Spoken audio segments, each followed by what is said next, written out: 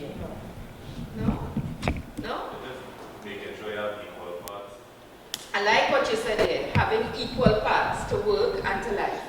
We manage your work, family, and social aspects of your life to fulfill your individual needs or needs. Excellent. So it's the way that you manage. I like that word, how you manage. And you're talking about the different dimensions of what we do. Our work, our life, we talk about family, and so on. And then you also talk about the personal, you know? Because you have to draw all of those different dimensions into the definition. I would want to find that the work-life balance applies to someone who doesn't have the balance. Mm-hmm. So but if I could handle work and my personal life, then I have a balance. But to somebody who I don't know any the definition of what work-life balance is. And that is so interesting because what you are saying is that for some of us who have work-life balance, what happens to a person that doesn't have balance? We're going to talk about that a little later in the presentation, so that's a good way of introducing it. What would you like to see change? We're going to come back to these questions as we go down later, but we'll put it up here. So some of the questions we want to have you think around is, what would you like to see happen or change in your work or your personal life to maintain a greater blend? And how are you coping? What are you doing that works? And we're going to come back to that later. But in the research that we did, and Renee shared a little bit about how we did it, the research that we did, there were many methods of collecting data.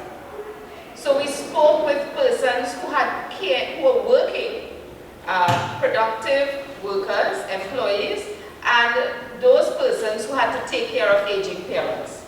We also collected data from persons who were responsible for elderly homes. We went to TNTech and discussed with all 14 districts, including Tobago, how do those employees see work-life balance. And then from the different outreach that we would have done, we would, and speaking to people like you, we also collected data. And it is interesting, it is very interesting what emerged. And so these are the narratives, we're going to highlight 4 of them. The first thing that emerged for us was the nature of work and balance. And persons told us that traffic was a major obstacle to work-life balance. Now, I know that we have persons that are outside of Trinidad and Tobago, but in Trinidad, we have a particular problem with traffic, agreed? Right, so what a female employee told us is that she had to get up at 3 a.m. and leave home. And while driving in traffic, she would give her child breakfast. She would plait the hair of the child. They'll be reading the newspapers. Now these are things that are familiar with all of us. I have even been driving in the morning and I see when you look in someone else's car, you tend to see them doing that. But then she has to repeat that in the evening as well when she goes home. So a huge amount of time was spent in traffic. That was a female employee. We also spoke with a male employee. And that male employee said, per month in his job, he is allowed 60 minutes late time. So if on, let's say the 2nd of August, he goes to work 5 minutes late, and then the 10th of August, he goes 10 minutes late, at the end of the month, that's 15 minutes. It's within the 60 minutes. He said on the first day of school, he was responsible for dropping his child to school. He said, and he went over that 60 minutes in one day, in the first day of school. And then he would have the letters that come from his work telling him that he went over, he has a problem with punctuality, and that there are disciplinary matters to take into consideration with his work. So that's one of the narratives that came out, that people's work and life balance was seriously affected by traffic. Something that, you know, we may take for granted, but not realize how it affects our health and our well-being. Renee, want to share the second narrative with us? Right. So the second narrative looks at the changing nature of work. So what we found is that work no more is like work 20 years ago, where it's 8 to 4 and you leave and you're home, because of technology. So because of emails, because of WhatsApp, and all that, work continues even after you leave work, right? So I'm going to read a narrative from someone who shared with us how she found it was such a challenge with technology now and the use of WhatsApp to coordinate meetings and plan for the next day. So she said, so at the end of the workday, I'm so relieved. Time to pack up, and I hustle down to Citygate for a maxi. My phone is pinging me all the way down. Messages from my work colleagues. When I get home, I continue the work conversation, because my colleagues and supervisor on WhatsApp planning for tomorrow. Right? So what we're seeing now with work, which is emerging in our society as well, is that it doesn't end when you say that the time is that I pay you is from 8 to 4, right? It continues. And it's whether you check emails, or you respond to WhatsApp messages, or you call, or you get calls from people at work, it continues. So we are seeing that technology now blurs the line between work and home life, so that you might see a lot of people actually in the home life continue working, right? The third narrative, it's the juggling of the care economy. So now with work, we have to consider also the children, so caring for the children. And I will share with you what a female colleague said. She said that I was present at work but worried who will pick up my child, because my supervisor called an important meeting, so I could not leave the usual time to pick up her child. And she said what is interesting is that what will happen to her is that if she's late to pick up her child, she has to pay extra for childcare.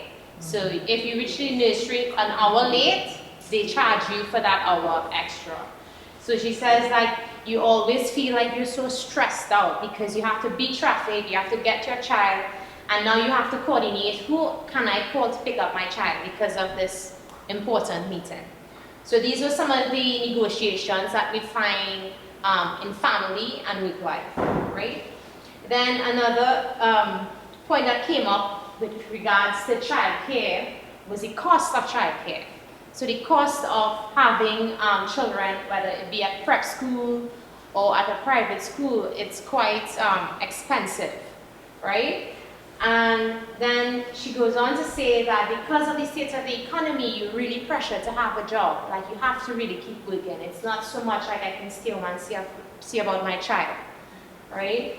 And they just generally felt like they were missing significant milestones in their children's lives. So those were some of the responses that we got from our participants in this research. You would see narrative 4, and this narrative also speaks of the care economy, but it looks at elderly care. So what we have in the Caribbean is an aging population, right? We have a lot of older people, and they're living longer, and some of them are living quite healthy lives, okay? But there are those who we also have in the Caribbean dementia. Dementia is a growing health issue and concern in the Caribbean region. Dementia, as we know, and we actually did a paper on this, our theme, we did a paper on looking at a particular case where this professional had to care for her mom who is suffering from dementia, right? And what comes out of this care economy is that you have a lot of negotiation of how do you treat the dignity of caring for the elderly. So, for instance, one of the major challenges in that is getting someone who can care, so getting a proper qualified caregiver, someone who's reliable, right? So one of the concerns someone would say, if her caregiver doesn't come home, by the time she leaves work, she has to leave the key at the neighbor's house. And then she might get a call from the neighbor saying the caregiver never came. So then the neighbor has to go and check that her mom ate because her mom has dementia. And now she's at work worried if her mom ate, right? So these are the kinds of negotiations people make in their communities as well, whether it's with a neighbor that you leave an extra key just in case the caregiver doesn't come, or if you then have to ask for excuse to go home, to be home with your mother. All right, so that was coming up.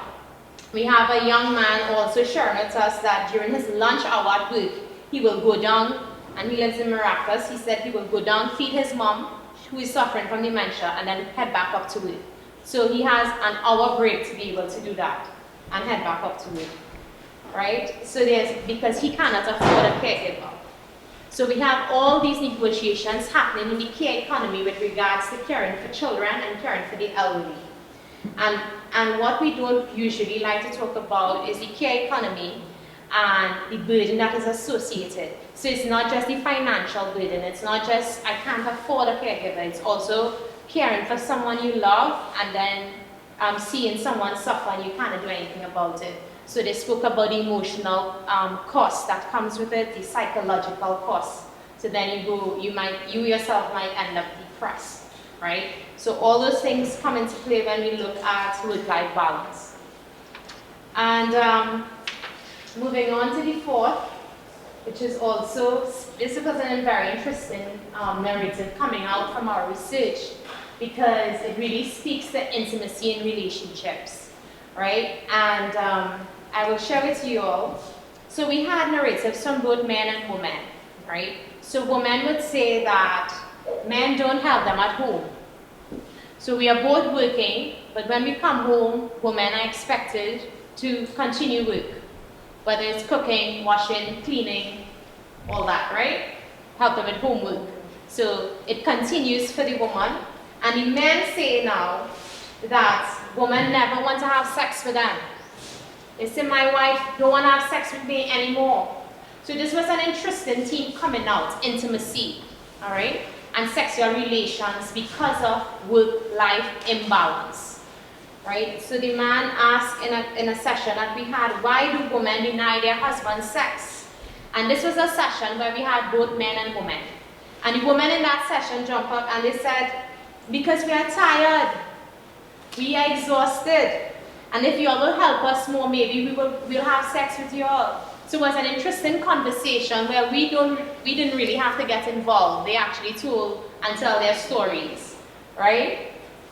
And also for a woman caring for her mom, she said that she and her partner, when the evening come, all they could do is swing their legs because they're too tired for anything more intimate than that. So that is something that coming out from the gender perspective, we don't really look at, but it is important in relationships, intimacy and sex and all that comes with being a partner to someone, right, and sharing in that relationship. So those are the narratives that we have, and Cheryl now will continue. So we talked about work-life balance, and you all gave us the definition and how you see work-life balance. But work-life balance is defined as a state of equilibrium, and you see that I put that in red, in which the demands of both a person's job and personal life are equal. Now this is a definition that sometimes causes problems. You're seeing two words there, you're seeing equilibrium, but you're seeing equal. So the perception that we have is that we must give equal time to work and to our personal life. And when we have this perception that we must give equal time to our work and our personal life, we kind of set up ourselves sometimes. Because when we spend more time on the job, we feel almost as if we're taking time away from the family and that we're not in a good place. Sometimes we might say, well, I'm not a good mother, I'm not a good husband, I'm not a good father.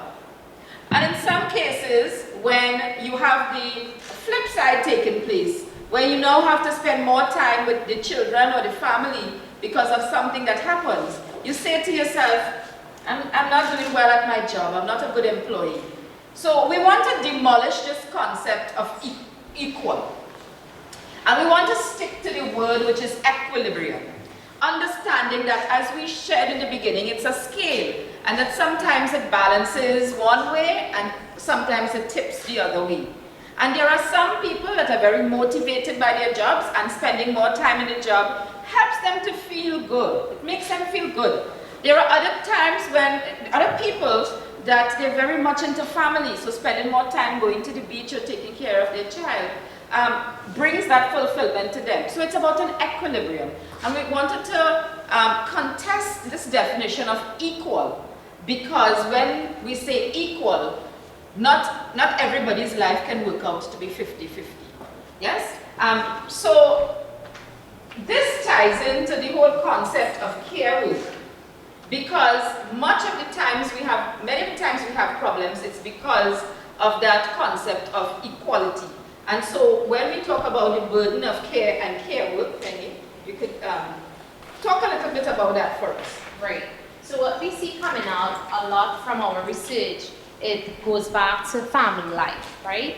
So we have what we know happens in the work sphere, which speaks of managers, employees, and all that.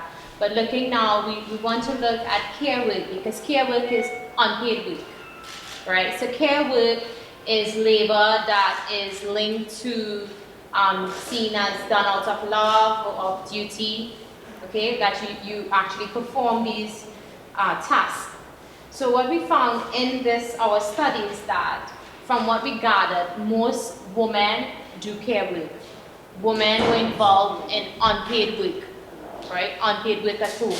And because of that, there was the concept of them being more time poor, right? Not having as much time to be able to do anything else or much more with their lives, right?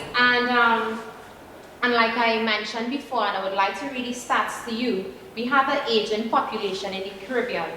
And according to ECLA, which was a study done by Jones in 2015, it is estimated that over the next 20 years, the number of older persons will double in the Caribbean.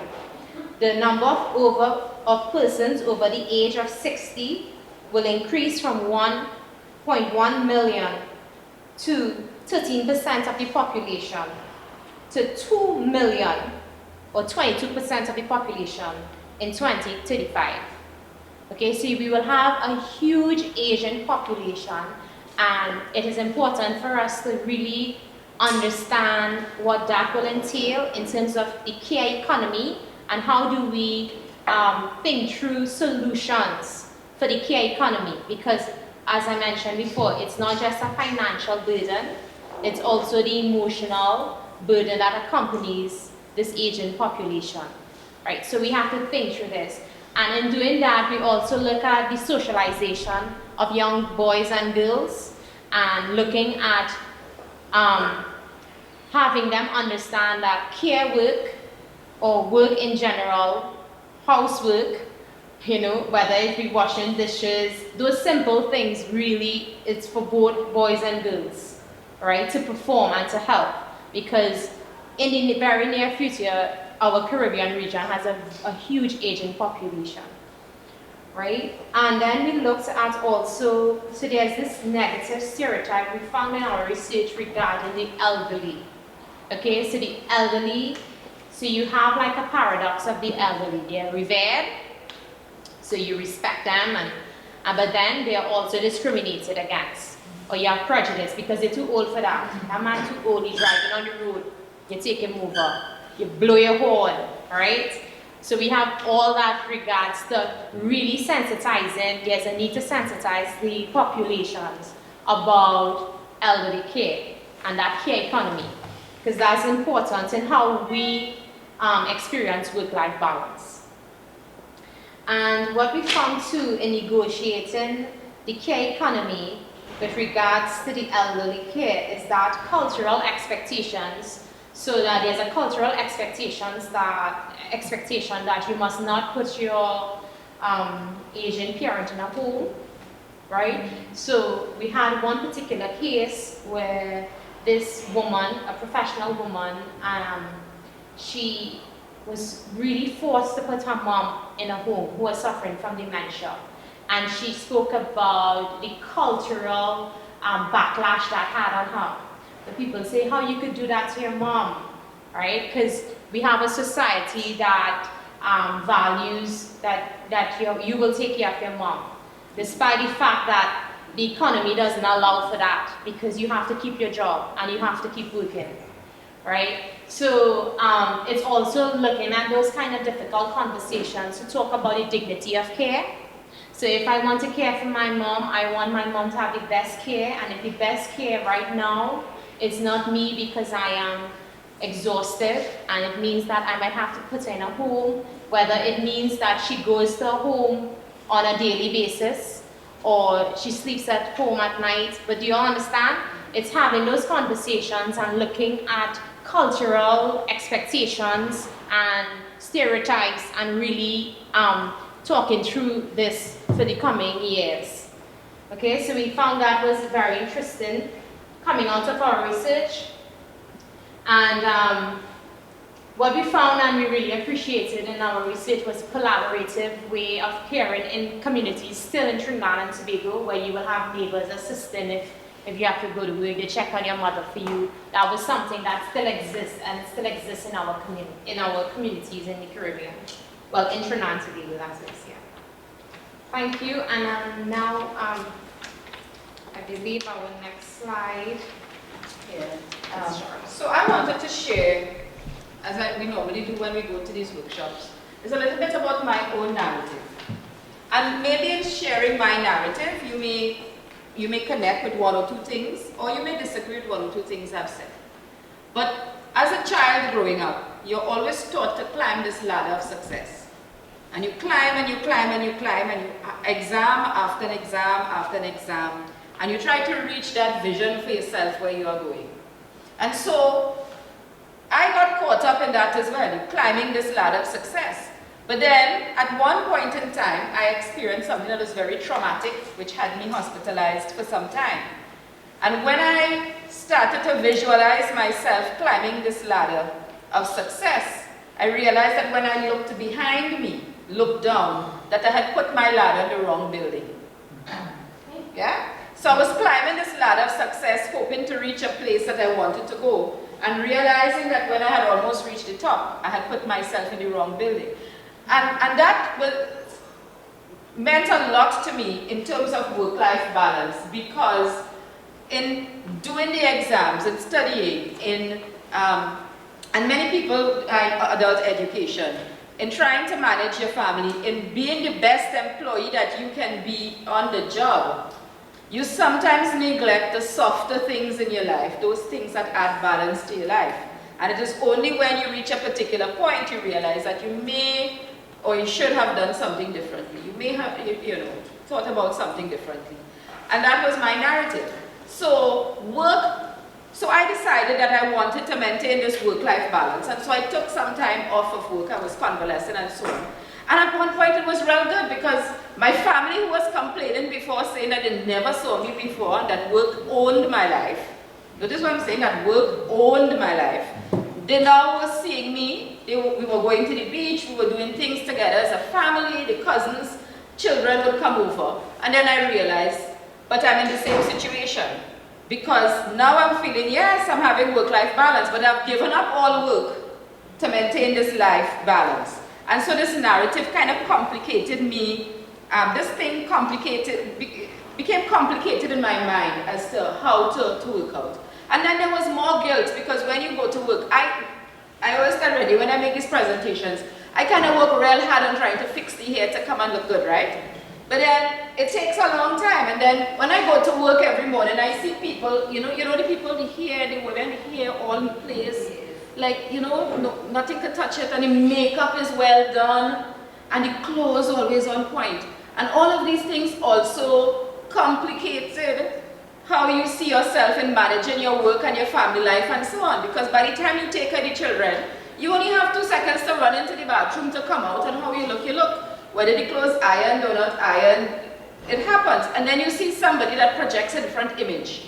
And so there's some social comparison that takes place. And the reason why we're raising all of this in my narrative is that sometimes we take for granted things that causes stress to us. And the corporate image is something that is so well defined. You see? And you feel you have to match up to this corporate image.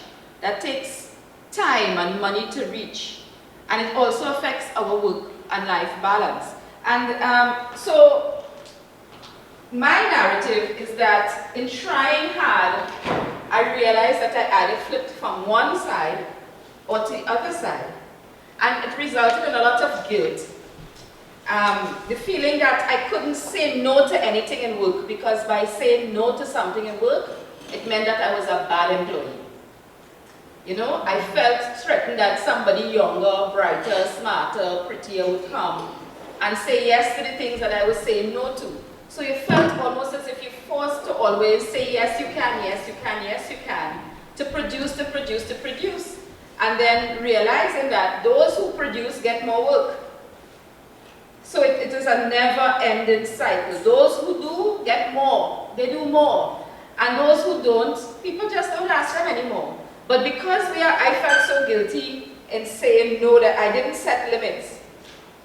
And by not setting limits and setting boundaries in the workplace, it affected me as an individual. And it sounds very simple when we talk about it. But there are a lot of negative effects of imbalance of work-life balance. When there is an imbalance of work and life, it affects our health and it affects other dimensions of who we are. And some of you here are employers, right? So you're a trade unionist. You are the persons that I always consider grassroots and activists. You know, you're all rootsy. So you all connect with the workers and you connect with the issues that affect them. For me, in my narrative, I used to just call it stress. And my mother and my family used to say, she's stressed out. And there was a recent thing, really. My mother is only now telling me this because I'm trying to maintain work-life balance. She said, no, there was a point in time we couldn't approach you. Because you all know what is a Jack Spaniel nest? Yes. Wasp, right? So when we approach you, you were so stressed out, you used to flare up. Like when you approach a wasp nest, that they used to come around with some level of trepidation, to test my mood, and so on. So it affects your family life, and it affects the stress. I used to call it stress. And when you call something stress, you know what you do? You pathologize yourself. In other words, you say, something is wrong with me. I am experiencing stress. And the change for me, as I share my own story, is that I found out through this research that it was not stress. It was having poor work and life balance, which caused some frustration. And so Renee is going to tell us about some of the other things that happen when you don't have work-life balance. And we have a short video.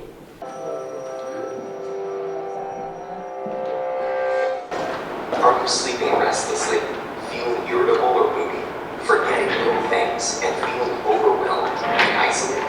Don't worry, we've all been there. You're probably just stressed out. Stress isn't always a bad thing. It can be handy for a burst of extra energy and focus, like when you're playing a competitive sport or have to speak in public. But when it's continuous, the kind most of us face day in and day out, it actually begins to change your brain. Chronic stress, like being overworked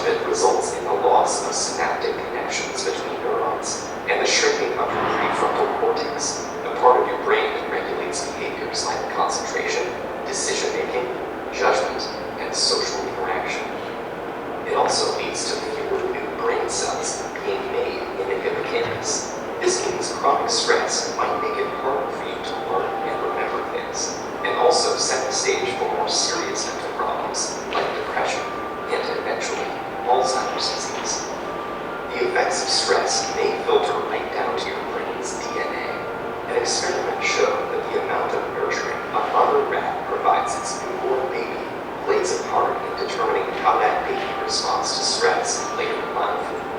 The pups of nurturing moms turned out less sensitive to stress because their brains developed more cortisol receptors, which stick to cortisol and dampen the stress response. The pups of negligent moms had the opposite outcome, and so became more sensitive to stress throughout life. These are considered epigenetic changes, meaning that they affect which genes are expressed without directly changing the genetic code. And these changes can be reversed if the moms are swapped. But there's a surprising result. The epigenetic changes caused by one single mother rat were passed down to many generations of rats after her. In other words, the results of these actions were comparatively. It's not all bad news though. There are many ways to reverse what cortisol does to your stressed brain. The most powerful weapons are exercise and meditation, which involves brain activity and being aware and focused on your surroundings. Both of these activities decrease your stress and increase the size of the stress, thereby improving your mood. So don't feel defeated by the pressures of daily life. Get in control of your stress before it takes control. So stress is a good thing? Well, yeah. It could be a good thing, right? But what is the bad thing with stress? Cortisol increases. When it's what? Prolonged. So if you might need a little stress to complete a presentation, right? Get you all energized and all that. But then if it's constant stress for a long time, it could really affect your well-being. Right? So if you're in constant stress, if you're in a stressful work environment for a long period of time, you can start feeling anxiety, you can start feeling depressed, you start feeling just like you don't want to go to work anymore, you don't want to see anyone, right? So it really affects your whole well-being. And that's what we found in our research, is that there are lots of people who were working who were just really stressed out, right? And one of the factors, like Dr. Boodram mentioned, was traffic. Traffic stressed out a lot of people in our research. We're taking 3 hours to get to work, with 2 hours from South to Port of Spain, and then in the evening thinking that's what you have to face going back, right? So these was just some of the, we found this video really interesting, just showing you how if you don't deal with stress, it really affects your brain, all right? It affects your brain activity, and it can affect, based on the research done on the rats, their offspring as well, and how they react to stress, right? So it's always very important how we communicate what's stressing us out, or why we act in this way. So when we have scream outs with our children, we need to really step back and check ourselves. What is stressing us out, and what is causing that, right? Because then they learn from what? Observation. Yeah, they learn from us as well, how to deal in stressful situations, and how to, and there are also things that, when we look at psychology, what triggers certain reactions and behaviors, and how to treat with that, right? Yeah. So now, Excuse me, isn't that relative?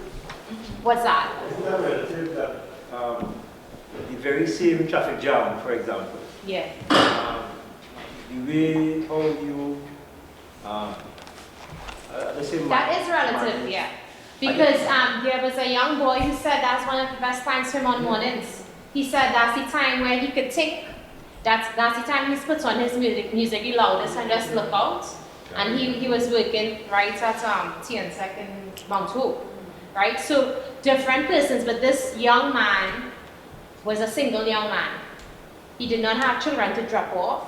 He was a young man enjoying being employed and being young, you know? So it depends on, like you say, it's relative to who is experiencing the traffic. Yeah. So Dr. Boodram will take you to the effects of work-life. All right. So we look at work-life balance, imbalance now, and we're looking at the psychological, emotional, social, and physical. And physical will be things like when we are stressed out, and when we experience work-life imbalance, meaning that we can't do the things that we want to do at home, whether we miss our child's birthday, because we have to stay back and finish a report. So we have things happening physically to our bodies, right? Our bodies speak to us. And we can get headaches, we can get upset stomach, we cannot sleep at night, right? So you're sleep deprived, you might have trouble sleeping. Change in appetite, you're not eating as much as you used to, or you eat more than you used to. Muscle tension, so you have fatigue, you feel like you have no energy. And then your heart palpitations. Anybody here have heart palpitations? And it's not because you're in love. Like you just woke up and you're just feeling like your heart. No one? So there was Anxiety. like anxiety attack, yeah. Yeah. So there was a young man, he was a manager over in Tobago, and after one of our sessions, he came and he said to me, he said, Mister, I just wanted to know that these days I can't sleep, and every day my heart just fluttering. And he said, I'm going to take a whole month off. I told him already, I need time off, because I feel like even when I try to go to the gym, I'm still experiencing it. And that's because he was saying he was in a stressful situation at his job for a long period of time, right? So sometimes 1 week vacation mightn't help, right? Sometimes we really need to remove ourselves from things that stress us out. Okay, but let's see family life as well. Right, just now, because I think you wanted to continue to say that you do know somebody who had anxiety attacks. You want to share a little bit about that? Yeah, my sister started getting that attack. She was feeling like overwhelmed and like she can't breathe. At one time she thought she was getting a heart attack, but it was just, she was a single mom taking care of 4 kids and not really working. She was a hairdresser.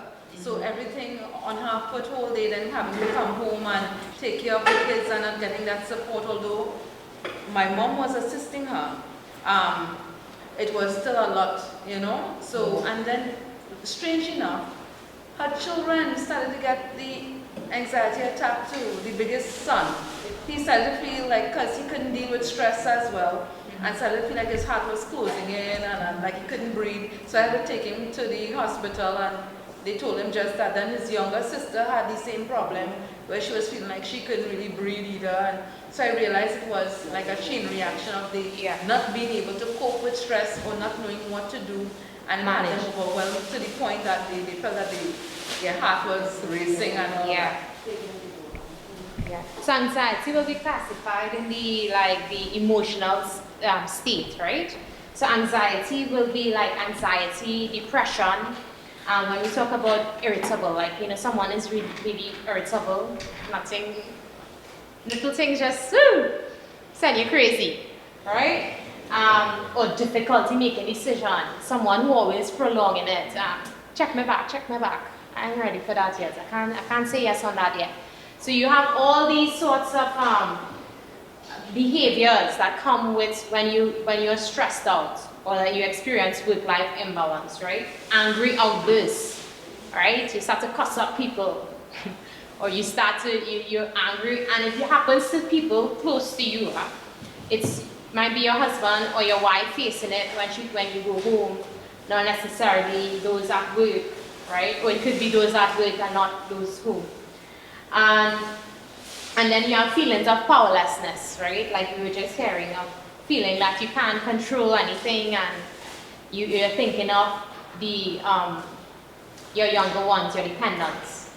Okay, and the social speak of, like you were hearing, loss of time with loved ones. So you might not be able to make a certain line, a party, go to the beach. So you lose out on that. You're burnt out. Okay, you're just tired, you're just exhausted. You're free that day, Saturday coming, you're free, but you're just tired. You can't see yourself getting up and doing anything, right? And then you have where you might stop social activities, which has a negative effect on human beings, right? Because we are social beings, we connect with the social. And then also self-medicating. So you have a lot of people now taking tablets to go to sleep, tablets to not feel too anxious about stuff. And people are going towards pharmaceuticals rather than trying to see, okay, what are the things that are really, what else I can do to help myself, right? Whether it's exercise, whether it's a sport, linemen actually trying to attend some social activity. Okay? Okay, so now I'll pass you over to Dr. Cheryl. All right, so we're wrapping up shortly, but we just want to recap some of the things that we did in the research and what has emerged. So the research done between 2015 and 2018 shows the following: that work-life balance is a man and women's issue. It didn't just affect women, which is what we originally started to focus on. It also affected men, but that men and women experience work and life balance differently. It showed us that many men and women suffer guilt from not being able to maintain what they consider to be healthy work-life blend, and that segments of the workforce are subjected to unique work or family pressures, yet often few have sources of support. So why is this presentation important to people like you, people involved in the trade union movement, in labor, employers and so on? Why is this important? For us, these are the issues which affect the people that you support, the people that you are committed to and have been called upon to support. And these are some of their real life experiences. So in approaching an employer for different considerations to be made, how do we approach them to say this is what is affecting your staff? The research is there, it has been produced, and we can make available the research to you and some of the data to you that can support any kind of activity or any kind of intention that you have to lend greater support to people in their work and life balance. It is recognizing to the employer that these are the issues that affect our employees, your employees, and when you have happier employees, you have more productive employees. And when employees are more productive, then your business becomes more productive. And so it's not about a win, one person wins and another one loses, but it's about a win-win situation that we're trying to have. And we have the data that will support it. It also provides for you some ideas as to something that what we call structural. In that when we started to look at it in this research project, it was a one-on-one issue. It was my issue, it was your issue, you under stress, you couldn't balance your work and life, and that affected negatively your performance in work, for instance. But as the research emerged, we also recognized that it was a systemic or a structural or something that was larger, a macro issue. And that part of that macro issue were government policies. So because we did a desk review of policies which exist that sometimes perpetuate unfair practices towards the employees, which complicates their work and life balance. It became a macro issue because employment practices, the practice of hiring and terms and conditions affected the worker. It was a macro issue because how systems interact amongst each other, how different systems interact, like the school system that is set up to take a child between 8 a.m. and 3 p.m. while you work from 8 to 4 and 9 to 5.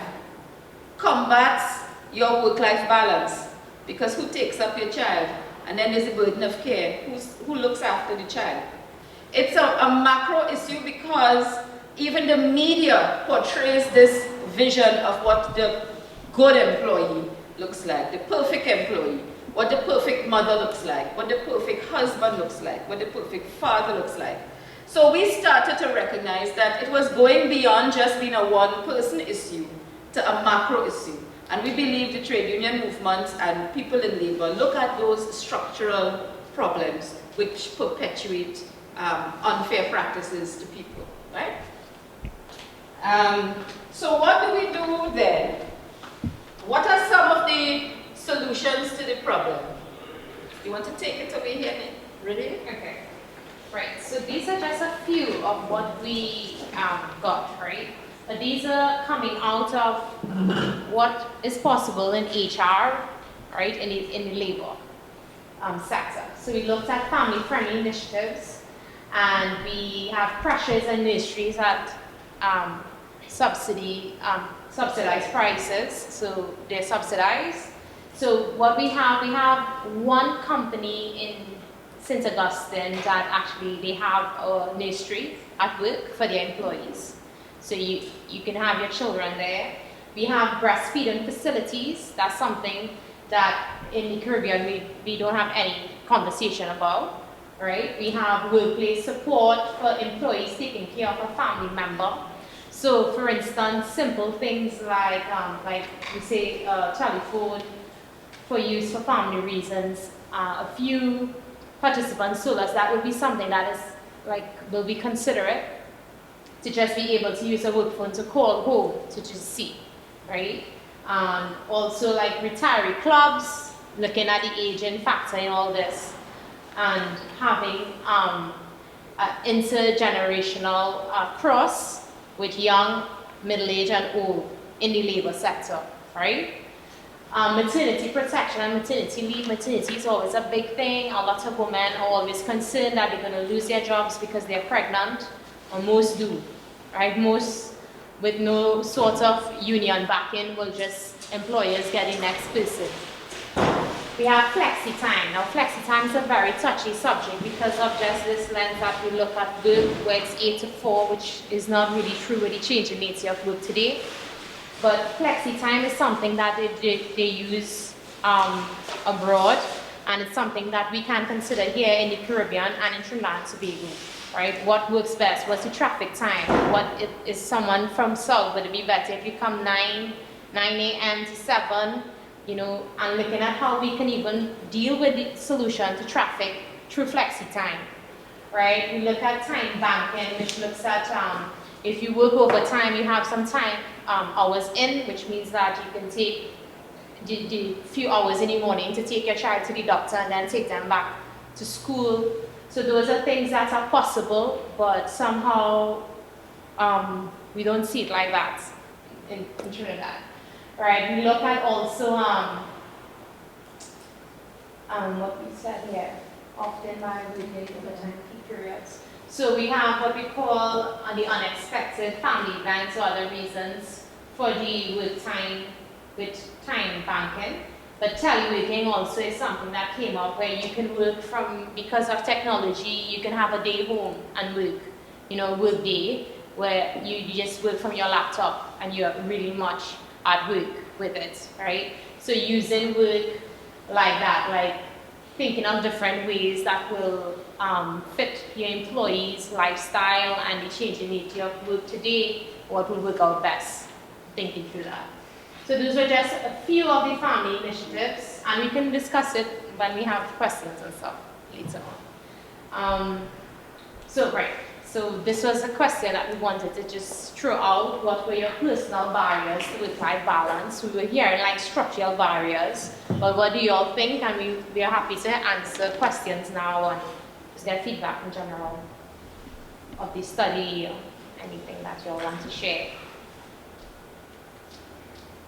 I guess you have raised it in your conversation there because at present, single parent not having the support of grandparents or auntie living close by would like to further my education, but because, as you said, the school finishes at 3 o'clock, I'm finishing 4.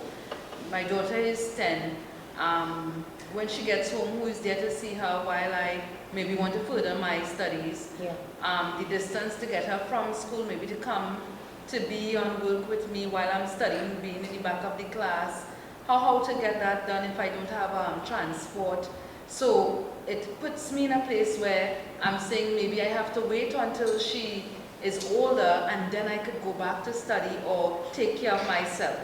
So even though I may want to climb the corporate ladder by advancing with my education, it's limited because of me having a family or being a single mom. Yeah. So that's... And on top of that, your employer, this is something we discussed yesterday, your employer is now putting so much burden and so many tasks onto your daily schedule that it becomes sometimes burdensome. So employment has changed in that it's like the employers are giving you things to do every second of the day, and then some. And that, we were talking about how that affects unemployment, because we are now working 2 people's jobs, sometimes 1.5 persons' jobs. And that's the reality that we're facing. And then with all of those things that you said, it complicates that you lack your work-life balance. Yeah. As a domestic worker, we have a lot of barriers in our job. But you spoke about setting limits on your job, but we cannot really set limits because we haven't got any job agreement or anything. So whatever they put on our plate, we have to do. So how could we set a limit to say, well, at least by 4 o'clock I could go home and take care of my children? What they have to do sometimes it goes over to 5 or 6 o'clock. Hence the reason that the children now have to dedicate for our base being a domestic worker and not even being called a worker. And when your employer comes back with the domestic worker, you have to stay there. Yes, to stay and to the campus, yes. Yeah, so that was something that came up, and they also look at migrant domestic workers. So the fact that you might have, there were a lot of concerns regarding getting someone to come in and do care work, right? To see about your children. And then if they do get someone, if someone is from, let's say, this particular person, she had a Jamaican caregiver caring for her mom. And then there was the whole issue with immigration with regards to keeping her longer than her time and negotiating that. So domestic workers was a big thing coming out of this research as well. No study. But yeah, it's true. There's no cap to the labor, and there's no kind of regulation of that labor as well. It's like you on a personal need to negotiate with whoever you're working with. Yeah, and you spoke about the elderly parents, probably they have dementia or they need some kind of home care. Yeah. And you said about with some communities you can get somebody to try and eye.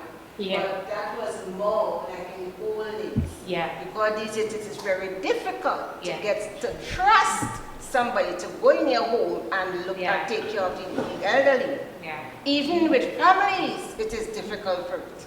Yeah, So that's how true. do you get around that situation? There's some comments on this side. And also the managing of the 24-hour day, 8 hours to sleep, 8 hours to work, and 8 hours to do what you want. You're not getting the time because the 8 hours at work, they call you in early, you're leaving later. The time to do what you want, you ain't know what you're gonna do because you have to just little bit of time, you don't know what to do with it, with the associated too, and by that time, it's time to sleep. And they went to bed late because, for whatever reason, but they get up early because they're calling early. Yeah, the myth of 8 hours to sleep. Yeah, that's a concept. Yes. What about the other side, in that the individual, trying to work on the individual changes that we could possibly implement that might assist us? I say that because, just as my colleague would have hinted just now, in the past there was the culture of the extended family, there was the culture of the community that in our quest for progress we walk away from. Yeah. So now, in many instances, I don't talk to my mother, or I get with my wife's family, so I and my wife alone have to raise our children. Yes. Right? So that probably we also have to take a look at what is really progress and how are we socializing our society. Right? Because I remember as a youth, I used to walk to school. When I come home, if my mother isn't there, my sisters would assist in taking care and managing all the younger ones. But now, well, we also used to eat as a family, watch TV as a family, because there was only one television. There was no one in each room, and there was multiple channels to look at, so that we had some community time in our homes together. But now with the so-called advancement, we have everybody out, nobody to be wondering how to take care of of the younger ones. We don't eat together again because when we come home, it's either somebody now takes their food and goes to their room to eat. So that whole cultural shift might have also contributed to work-life imbalance. Yes. And we probably have to now start thinking about working on that also, how we plan our individual lives. So it may be gone for us because plenty of us would have gone to school as adults. But now we have to try and encourage our children to probably go to school earlier so that that added burden of having to work, come home and go to school wouldn't be placed on you. So we probably have to do some social introspection as well. And like we suggested, this was one of the recommendations coming out of our study, was the resocialization, right? And like you said, thinking and resocializing our younger generation and generation that is present of the care economy. Because most times, whenever we look at work, we look at paid work. We're only looking at issues associated with labor that is money related, and not looking at labor that doesn't pay. The labor that really is seen as dutiful and also love labor, and looking at how we can re-socialize to take that shift now in looking at care labor and understanding that it needs to be priority, and also understanding that we need to change our attitudes and behaviors to fit into what we envision as development for our country, for our societies. Yeah. Just to piggyback on what you just said there, my perspective on that same thing with those jobs that doesn't hold value as such as women do, right? I can just say men took monetary value to the roles of, let's say, washing clothes, taking care of children and whatnot, that you will never see the type of relationship that men look down on women kind of thing. Yeah. So that same kind of thing that needs to happen. If you could put a monetary value to even the environment, you see a different way of looking at it. As for when the gentleman talked about the change in family life, simple things like how far you work from where you live. He talked about being able to walk home, right? I mean, I live Davli, I went to school at Fatima. Can't walk home, I have to commute just as my parents. You know, so that distance also affects family life right there and then. So should we, on the macro scale, have more decentralization of services and employment so that people can work closer to home and therefore be able to supervise their children? How much companies are willing to have children on their premises, you know, even on visits and stuff like that. As for me, with respect to this barrier to work-life balance, I am looking down the road in terms of retirement, right? So I need to have enough funds or have enough investment or investment portfolio to make sure that I have an easier time because it's expected that I'm going to live long. Life expectancy in Trinidad, I think it's at 70 right now. Right now we have people that live beyond that, you know? So for me, I have to put in more of the work now, you know, in order to achieve that. So the sacrifice that everybody has to face. So my mom has a problem that I need to be home more or whatnot, right? But I'm a teacher as well as I do KFC delivery and I'm always looking for another opportunity to make more. So I'm telling her, you need to call me. We make use of the same technologies that they're saying that, you know, we are so advanced, but just breaking up, use the technologies to keep in contact. You know, we can set up a camera system so you can see at home, or Skype, WhatsApp video, Facebook video, etc. So that's how I'm trying to bridge that balance. Yes. I think with this discussion, I think is going forward. In dealing with this matter of work-life imbalance, I think what becomes critical is being able to define and distinguish between work-life imbalance and stress, because that was spoken about earlier. And before we consider, you know, looking at any possible solution then there has to be a methodology of defining and distinguishing between, because oftentimes in the workplace, the employee has his demand placed on his workers with the expectation that they deliver in the interest of the organizational goals, profit, etc., etc. And it's very quick to come to the position that, okay, if it's stress, then we manage stress. But when it comes to the work-life imbalance, you can find yourself in a very precarious position of being considered incapable of performing, and even bring the risk to your very employment when the work has its demands, and then the challenge, the problem becomes defined as are you not being able to find that balance? So the question becomes now, how do we bring the employee up to that place whereby it becomes his best interest?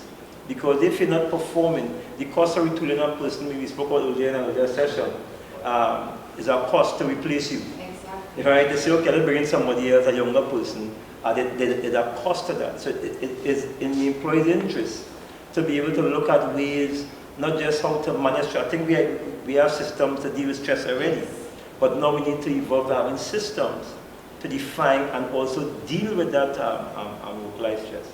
And also, we need equally to have the employee, the person who's now, even within yourself, being able to distinguish as well between, because stress is good.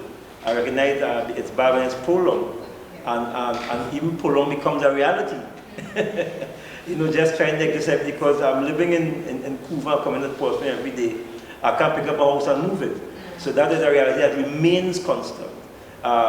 You know, so the question I'm asking is how are we approaching that challenge of being able to have the employee come up to that place of being able to define, and the employee being able to make decisions that are fruitful to himself and finding that balance.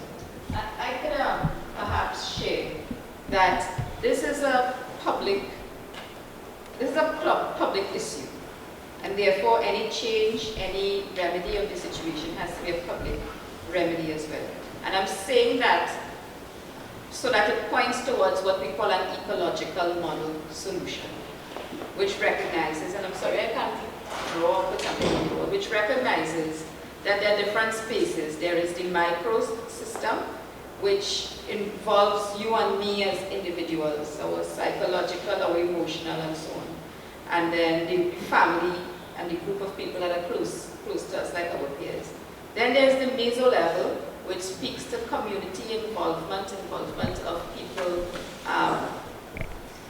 in our community spaces, the school, the people that we work with in church, the people that we interact with in church, and so on. And then there's a macro level where we talk about what I talked about before, which would have been the education system, the political system, the government system, and those things. So any solution to this issue has to come at all three levels. So there needs to be changes on all three levels. Now sometimes changes in one level can bring about relief to some people, and as you extend to the other levels, the amount of people that get relief from it increases. So so if we use the ecological model to come up with a solution, for instance, on the micro level, and our last slide, we talk about the importance of self-care to the employee in being able to have, even in ourselves, to recognize when our stress levels go up and when it is caused because of work and life imbalance. But it took a long time for me, for instance, to recognize it. So for people that are not even aware of it, it becomes difficult. But there is a personal responsibility that we have, just as you are saying. And so things like stress relieving strategies and relaxation exercises, and using creative solutions. People come up with creative solutions. And so those creative solutions in their own self as a person. But at the family level, families can come up with different strategies that they can use. Shared time giving, shared caregiving and so on. On a community level, it speaks just like what you talk about, going back to creating communities of care.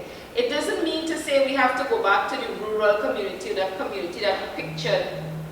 We have different spaces now. We have gated communities, and that allows us this opportunity to have that community of care.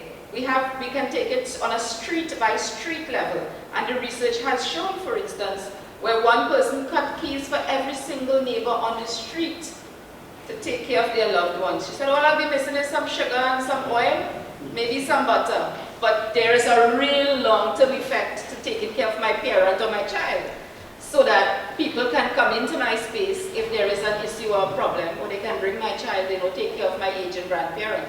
So it's creating these communities of care. So although we've moved away from the extended family through industrialization and employment and so on, and because of how housing is, wherever we are, we can perpetuate this community of care. So that's the community meso level. And then on the macro level, of course, what we talked about, changes in legislations and advocacy and protection of people that work. Any change in any one of those systems will bring about some measure of relief. But if we have different people operating to change at all three levels, we move a little further. I don't want to say it's a pie in the sky remedy for it, but it recognizes that we all have a part to play in it. As academics, we have a part to play in doing the research and drawing the data and identifying that this is a critical issue. But you know, you always say these are harmless academics from the university, they don't do much, leave them. But the data has to feed into the work that you do. It's all of us doing it. And I also believe education has a huge part to play, because we can't wait for our children to be our age to realize that this is an issue. You know, the schooling system has to change so much that this becomes part of what they learn as they're growing up. Just as they learn about drugs and they learn about sexually transmitted diseases and so on, they need to understand work and life and work-life balance. And that's the life skills we talk about. Did you all look at the impact on absenteeism in the workplace as a result of?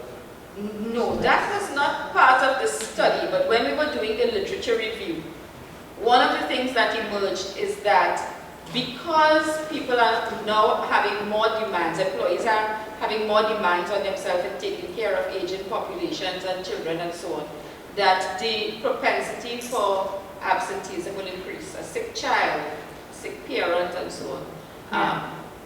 Something like not having school on a day. You have to stay home if you don't have someone to see you. It's simple like that. And even like if you go to work and the caregiver doesn't come to take care of your mom. A woman said to me, when she works in the bank, she said, the hell where am I gone? She said she doesn't even ask her boss. She just pick up herself and go. So it comes, it's like, and she says that that's because I value my family and I value my mom. I need to take care of my mom. And anyone who doesn't understand that as inhumane in how she thinks through things, you know.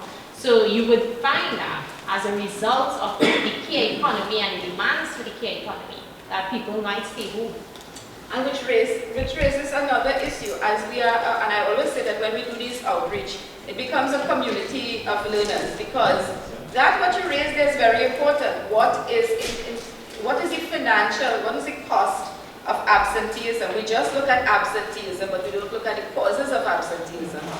And so while Renee, for instance, was talking about pressures and those kinds of things, businesses can profit from having a system where there's a crash or nursery, where people, instead of paying someone on the outside, can pay a smaller nominal amount to employers, so it doesn't come at a cost that takes away profit. But there is a sense of well-being, knowing that your child is right in the room or the building next door, and that you are now motivated to stay and maybe work a little more, and spend your lunchtime across, then come back, you know. So those are the kinds, I think, of research that still needs to be done. Because if we are talking about changing conditions, people want to see it in dollars and cents. So I'm very happy that you raised the cost, not just of absenteeism, but the cost of everything else that goes along with improving. And with costs, we must always think of the causes of that cost. What causes people to stay home in Sri Lanka? Why people want to stay home? It's same kind of. It's carnival. Line. So it's looking at public holidays that we need to think through also, where we place holidays and we have longer weekends, so you get family time, you know. Those are things that we, conversations, that we can have. No, good. I'm just listening. Okay. I'm from Suriname. We are a trade unionist too. And I am part, because of the trade union, I am sitting in the board, advisory labor board for the Minister of Labor.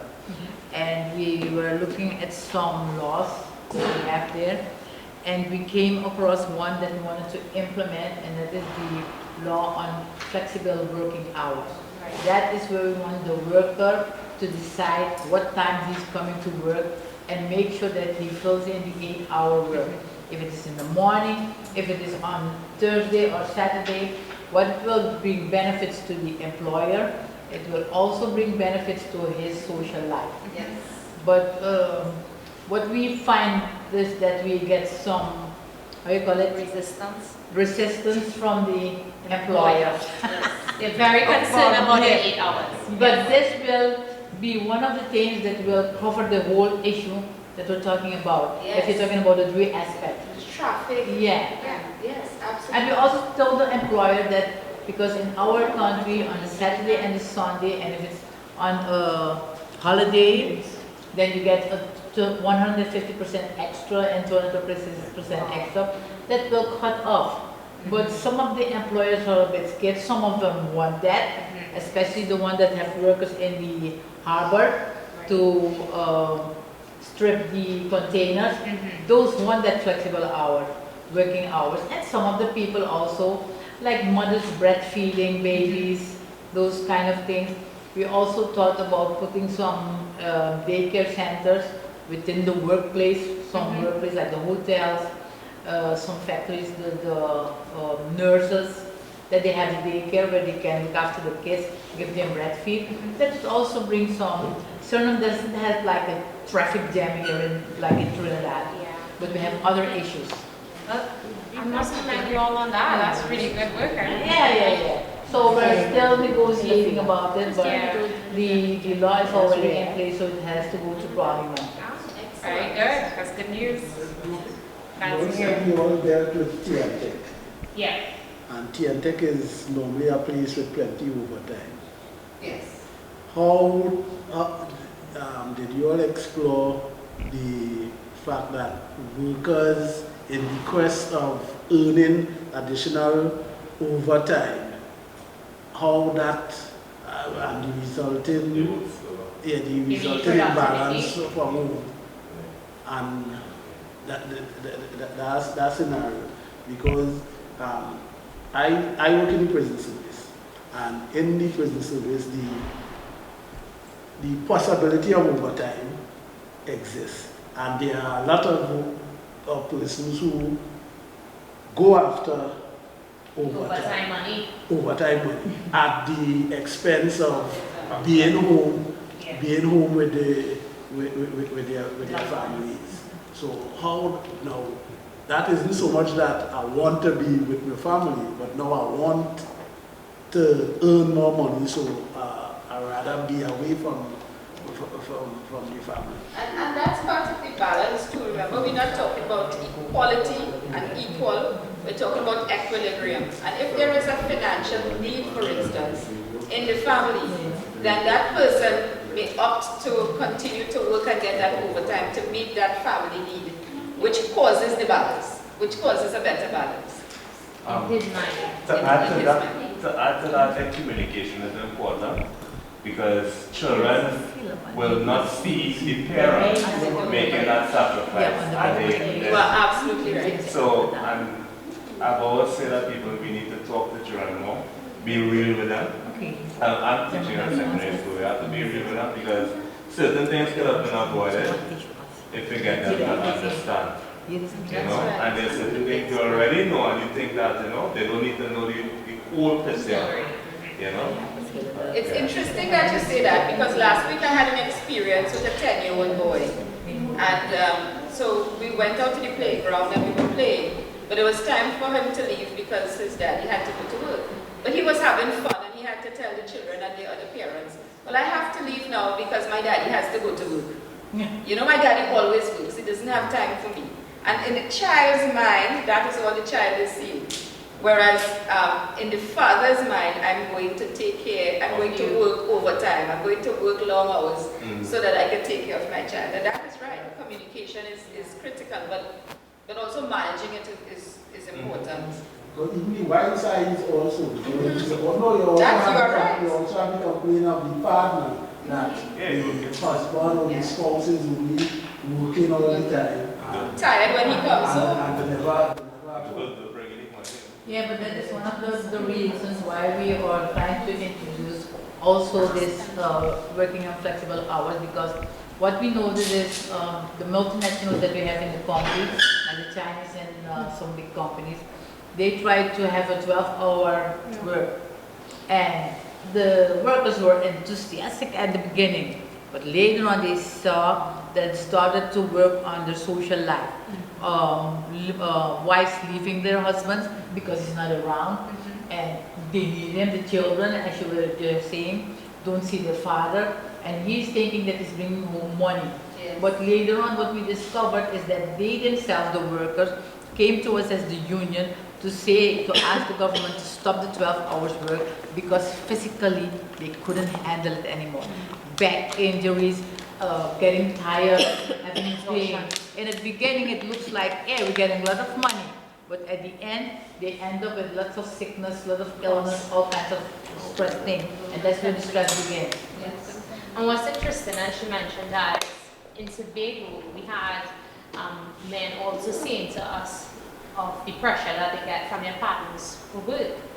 And the threat was that if you don't work to give me that, I can get the next man to do that for me, right? Yes. So their concern with work was that their woman would leave them.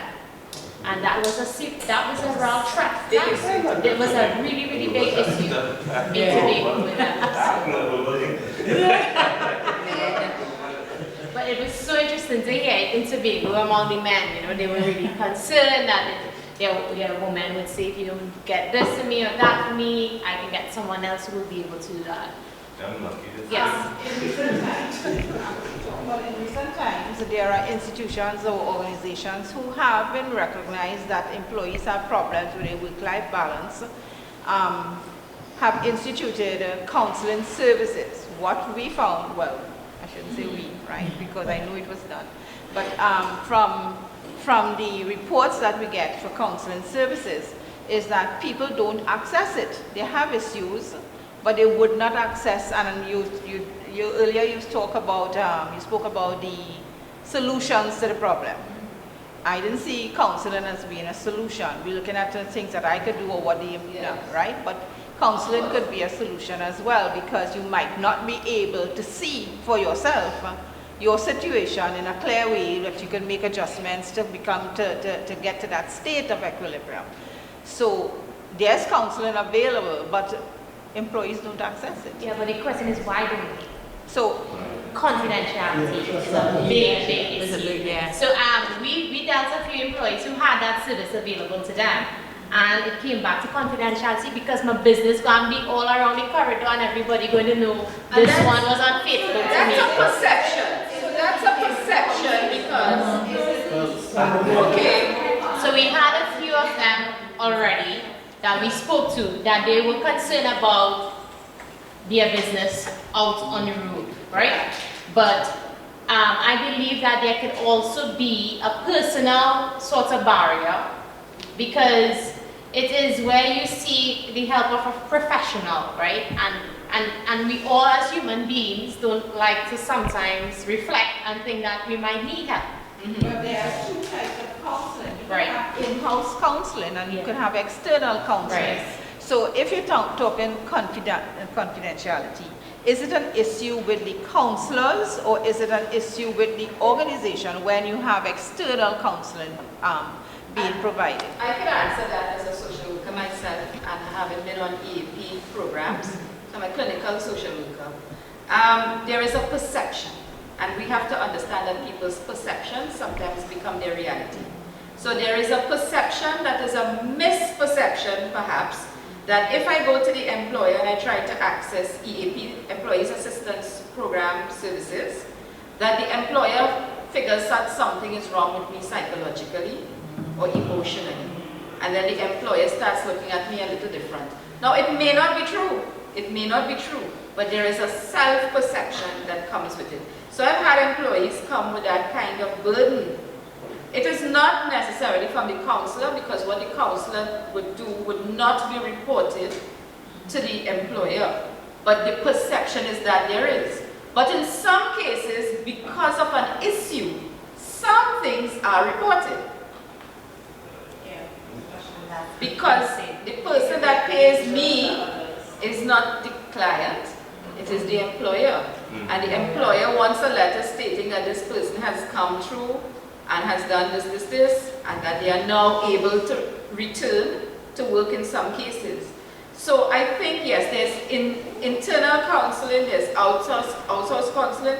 In Toronto, we have other agencies that people can go to voluntarily, but they're so stressed that it takes a long time. And then they refer to there are other NGOs and there are church-based counseling and things that take place. I do agree with you that counseling is necessary and it is a good, valid option. What we have to do is to get the best fit for the person so that the person feels comfortable. That they feel comfortable. And I think that is the challenge in getting that. By the way, I believe and also what you're saying is a cultural thing as well. Yes. We as a people, I have friends abroad, and they speak openly. I go, openly. I'm going to my counselor and so from a therapist. And it seems to be a good thing saying I'm going to my therapist. But we here culturally, even marriage counsel and the different things, look at it. It's a very negative thing. Not fully understanding how important it is. Yes. So that's where we have to look at to bring that shift in perception. That's partly because we think that psychological problems are really spirit-lash, and because you have a demon in you, something that is religious oriented, and because on the other hand, that when you admit that you need an outside person to help you, whether it's a counselor or therapist, that there is a perception that you have failed and that you are weak in your personal ability to handle your situation. And these are things that we have to work through, because we all get, I don't want to say counseling, but we all talk. We have an oral tradition in Trinidad and the Caribbean to talk. Some people talk more freely than others, and some people have more people to talk to than others. And for those that don't have someone to talk to release that negative energy and to vent, and to get some good direction, those persons. I know in talking, it's simply a man going to the police station and saying, "Oh, why did they beat me?" They laugh at him and and looking for help, So it's really it's a culture. And as far as coming from the study too, we see a need for a lot of cultural shift in understanding things. Just like we talk about the care economy, there needs to be a cultural shift in how we see the elderly, care, women, unpaid work. Those are things that are important to our society, so it's things to think about. Yeah. Did you try, in the study, did you look at the interviewee and the family structure, how it influenced their lives? Because, for example, if you live in a home, if you come from a home where the mother does all the work and the father comes home and twiddles his thumbs in the afternoon, and your mother is overworked every day, and in your mind, that's the way life is, that's the way it's the right thing to do, then in your work life, you will find that the female becomes the domestic, the office, and the man comes home, So is their relationship with what we tolerate? Coffee and picking up all the plates after meetings when it should all eat and drink, right? Yeah. But it's understanding those dynamics, and understanding comes back to socialization and the fact of expectations associated with gender and gender roles. The study didn't directly focus on that, but there were emergent discussions in it. So for instance, when we had focus group discussions, what emerged was that those families that were not as nuclear and small had greater support. And that in some cases, we pathologize or we think negatively of aging people because we think they're always old and sick and need to be taken care of. But a number of the persons who were elderly that we did the focus group on said that yes, we agree to take care of the child so that our grandchild, so that our child can work. You know, but there's a change in narrative too, where people who are retiring are saying, I don't want to look after my grandchild. They're busy. Yeah. You know, I'm living a happy life, I'm going dancing, I have aqua on a Tuesday, I'm busy on a Wednesday, we walk to do fish on a Thursday, you know. So there's a change in narrative there that we also have to look at. And which means that, and one of the things they were also saying is that not all of us want to retire. That's a discussion for another forum, of course, yes. But if I share with you, I'm from the prison environment, right, prison service. And we have the program whereby we also experiencing the aging population. We have a number of them because of the length of sentence Right. that have been That's interesting. here, right? The prisons. And something good that we have, I can't say that by a project, but something that has started, and it has been one good fruit from the feedback, that they have a program that targets the aging population, that prepares them for that stage in life. In other words, some of the realities they confront now because they're on the door of old age and even in the prison environment. Yeah. And what we have seen from the feedback is that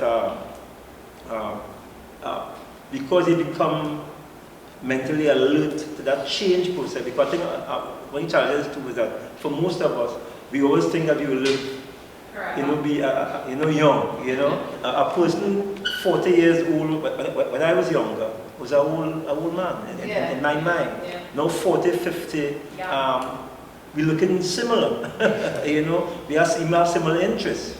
So a good thing to look at as well could be that aspect of preparation for the elderly, so that in other words, they begin to put things in place, even simply when you're strong, you're able to put in a little, what they call it, a handle in your bathroom, because you see where you're getting there, and it serves not just the elderly, but it supports the family in the process as well. So sometimes working in prison well, whereby we begin to prepare the aging population for that time. So, next thing coming out from our project with the aging population is the conversations that we don't have, and that conversation is the conversation of death, and preparing for that, and preparing for your funeral.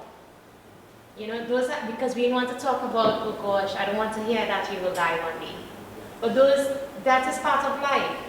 And that's a conversation as societies we don't even engage in much also, those are the shifts that we need to see culturally when we look at aging and when we look at death as part of life.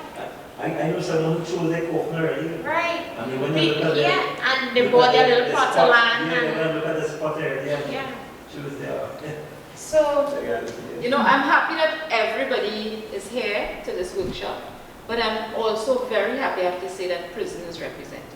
Because there is a perception of prison officers and work-life balance.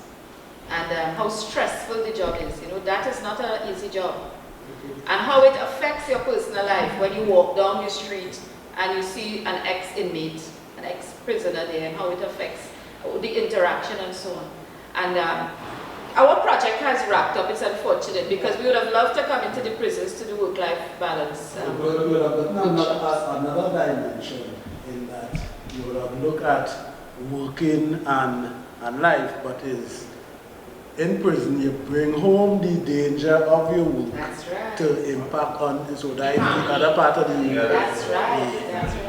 And then how do you cope with those? And as we complete military spec of things, whether it's Coast Guard, Army, police officer. They might bring home stress. But you bring home the risk. The risk of the job. Yes, you bring home the risk. If I share the experience, a personal experience, our officer was killed. Some time ago, officer was killed. And I happened to, the police officer was a friend of mine. And he called me immediately because he was the first responder. And I was on the phone, and this is what I'm saying is real. On the phone with the gentleman, telling my boy that speak the officer right there, just got shot and he came up. And my daughter was standing nearby. And in the conversation, we had a conversation, and she was overheard. And when I look around, her whole demeanor had changed. And she said to me, Daddy, so they're killing you all again? And I had to sit down and talk with her for a while. And I think that's a reality people don't understand. So it wasn't me bringing home stress like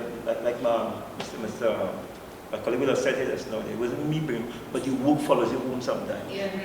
Right? So home becomes an extension. That's why when you said to define, put in front of the both sides, put the hands across it.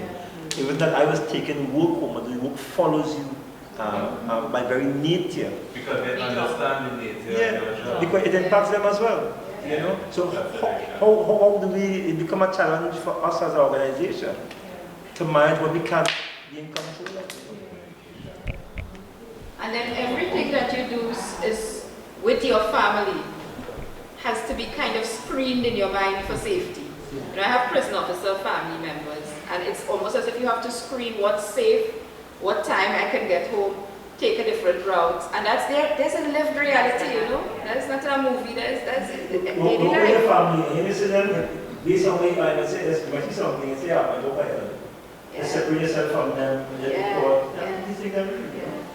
or just forsake the family outings so that you don't put them at the All right. So we have one final slide.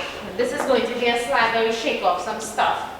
So this final slide is self-care, and we spoke about that a little bit. But self-care is important because we all need to restore ourselves again, to rejuvenate our bodies, our minds, all right? And that's what we can do for ourselves. And it's important for us to take care of ourselves because it's only when we are feeling good that we can take care of others, right? And in this research, we included that. So we found out a lot of what people do. They would say about the line with their friends, they go and play football, they go to yoga, they go to the beach, they go on party, they go to fete. These are all considered what they would say self-care, right? And lying with people you love, hiking, all that. And maybe you all can share what you all do. How do you all take care of you? How do you take care of you? What do you do? What makes you feel good? Video games and hiking. Video games and hiking. What about this table? Listening to music. Listening to music. I say going to music class and just playing instruments. Oh, what you play? Yeah. What instrument you play? The piano. Okay, nice.